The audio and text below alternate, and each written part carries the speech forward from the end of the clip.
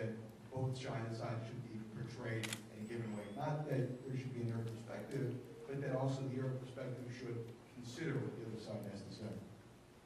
Well, I appreciate your question, and yes, I do believe that both sides should be presented. However, my newspaper has been presented as the Arab American news. So it presents the issues from an Arab American perspective. There is the Jewish American, the Jewish news, which Don is here probably for the Jewish news. And here, in his publication, presents the Jewish perspective. And we communicate with each other. Now, I do not believe in neutral journalism or in the, well, I am neutral. I don't, there's nobody neutral. Everybody has a color. The one who's neutral is nonsense, doesn't even exist. I believe that we should have a position. And I believe that we should articulate our position. And we should take sides and argue upon it. But we should not be violent against each other. And we should not distort the facts. We should present our views the way we see them and communicate with each other based on this. Now, I personally, I've never claimed to be a mainstream journalist. I am an Arab American advocate. I'm an activist journalist. So I support the Palestinian cause. I lobby for it. I talk about it all the time. I sleep, eat, drink, live the issues for 27 years. Can you speak into the mic? It would help. Okay. Thank you. I would like permission to ask Mr. Siblani a question. If you stick a pickaxe into the ground of the land of Israel, what are the chances that you find a Palestinian coin of more than, let's say, 10 years? And what are the chances that you find a Jewish coin which is 3,000 years, in your opinion? Now, listen, I don't have an opinion on this. So let me tell you. Let me the chances that you find any coin Palestinian coin is zero. I will let you tell me. I will let you tell me, and I will listen to you. But I don't care. I really don't care. Right now, I use U.S. dollars. We're wondering, if you use oil coins or something. You know what? How old I is have a follow-up question for coin? Mr. Siblani about the Arab American News. I certainly agree with you that not everything that's published negative about Israel should be seen as anti-Semitism. There certainly are real issues, and there is a real conflict, and not everything that Israel does is so great in those sort of areas. Oftentimes, supporters of Israel, are made out as they support everything. Well, I don't think people necessarily do. But at the same time, I want to ask about the Arab American News. You mentioned that some of the demonization of Israel or Jews in the Arab media is negative. And I'm going to put a lot of question marks in this question. Your coverage, your publishing of Mark Lennon, October 16, 2010, where he spun 2 pages of conspiracy theories, including that Jews were behind the murders of Robert F. Kennedy, John F. Kennedy, and they were likely going to kill Obama because he was not sufficiently supporting them. Is that helpful? Secondly, your publication regularly of Carlos Lattouf, a cartoonist who entered Iran's Holocaust denial cartoon contest and who portrays Jews as Nazis, particularly last year on June 19th. Is that helpful? Does that represent the Arab American view? Your use of the cartoonist about Jews. But the last thing, let's boil this down. Let's boil this down to this is not. We're not here to read an indictment of.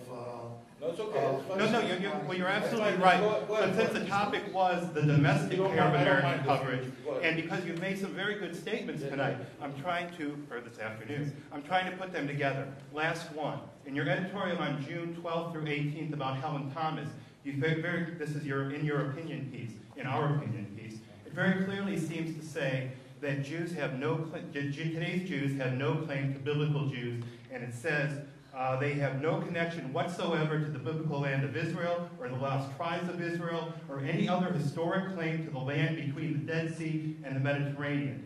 Is this helpful to the discussion?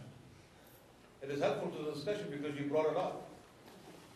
The Quran I told you we have different views, and we have strong views on how we view the conflict in the Middle East. And I stand firm with the Palestinians against the Israelis. Okay? Now, this is my position. Now, I welcome you to challenge anything written in the paper by sending it to the Arab American News. I will publish it. Now, if there's somebody's name on the article that I published, check him out and see if it's legitimate. And if there is something that you do not agree with it, send your response to me. And I will make sure that it's published. But I have the right to publish in my paper what I see fit to publish. You cut me that same slack too, Osama, right? I try sometimes, Nolan, but you don't give me too much opportunity to do that.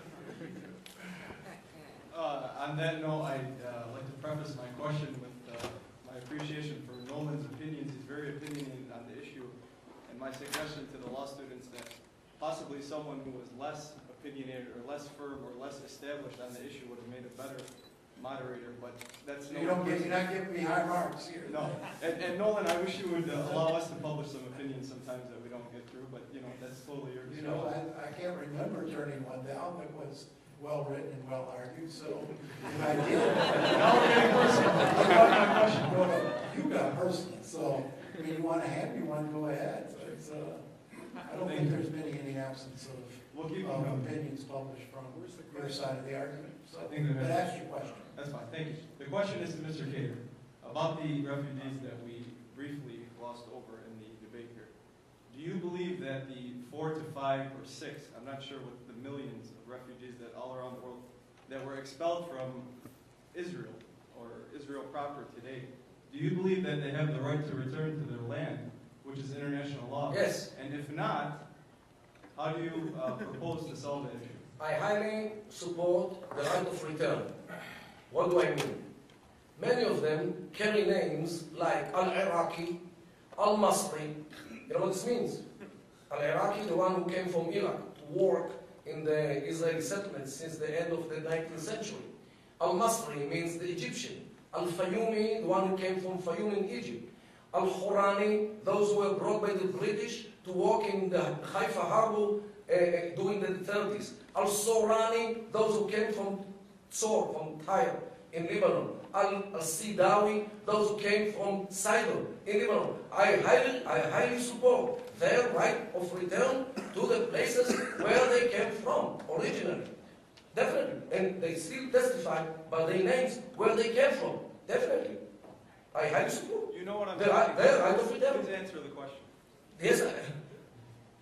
Your question was if I support the right of return. Yes, I support the return of all those who carry the name Al-Khurani to Al-Quran, where Syria is today. And all those who carry the name Karaki to Karak in Jordan. And Zarqawi to Zarqa in Jordan. Yes, I highly support the right of return. Let's try to get another question or two in. Arafat was born in Cairo, Egypt. I highly support his right, if he was still alive, to return to Egypt. The point being, my quick point is, there's enough money in Saudi Arabia to put every Palestinian refugee in a penthouse in Manhattan. Why isn't the Arab world supporting those refugees? Why did they dump them on the UN? Simple question, respond, please. To whom? It's easier. No, it's easier than absorbing them in their place. I'll tell you why. You know, there is a term in the Arab named Kabbaliyya or Ash'ariyya, means tribalism. Nobody wants to have a foreigner, even if he came from 5 kilometers apart from him, to settle in his village, in his party, in his town, in his everywhere. This is unfortunately the culture in the Middle East. So this is why they don't want those refugees to settle in the towns and look in the Lebanese constitution.